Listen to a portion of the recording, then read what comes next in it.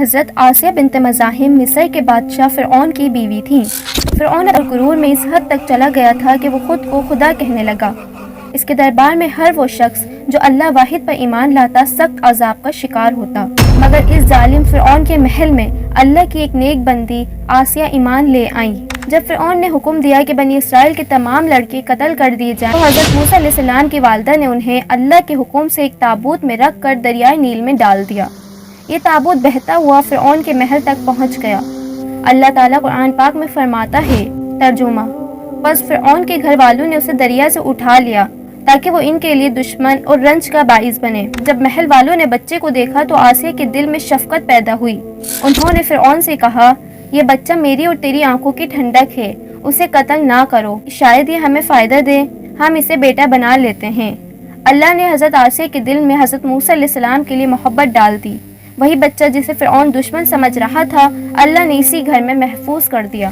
جب حضرت موسیٰ بڑے ہوئے تو حضرت موسیٰ علیہ السلام نے فرعون کے دربار میں کھڑے ہو کر کہا، میں رب العالمین کا رسول ہوں، اور اپنے آسا زمین پر ڈالے اور چمکتے ہاتھ کا معجزہ دکھایا تو دربار میں موجود بہت سے لوگ حیران رہ گئے۔ فرعون نے اسے جادو کہا، مگر آسیہ کے دل نے گواہی دی کہ یہ جادو نہیں، یہ حق ہے۔ انہوں نے دل ہی دل میں کہا، یہ وہی خدا ہے جس نے موسیٰ علیہ السلام کو نجات دی، وہی میرا رب بھی ہے۔ اسی لمحے حضرت آسیہ ایمان والی بن گئی۔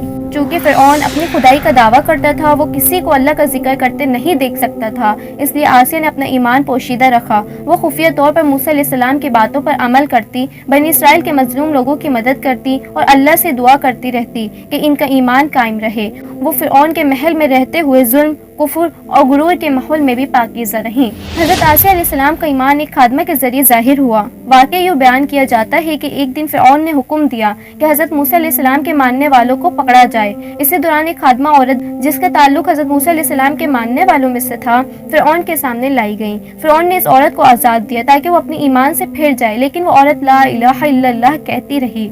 حضرت آسیہ یہ منظر دیکھ رہی تھی۔ جب انہوں نے دیکھا کہ کمزور عورت ایمان پر ثابت قدم ہے تو ان کے دل میں ایمان کی روشنی مزید بڑھ گئی۔ اس وقت آسیہ علیہ السلام نے بلند آواز سے کہا، میں بھی اس اللہ پر ایمان لائی ہوں جس پر موسیٰ علیہ السلام ایمان لائے ہیں۔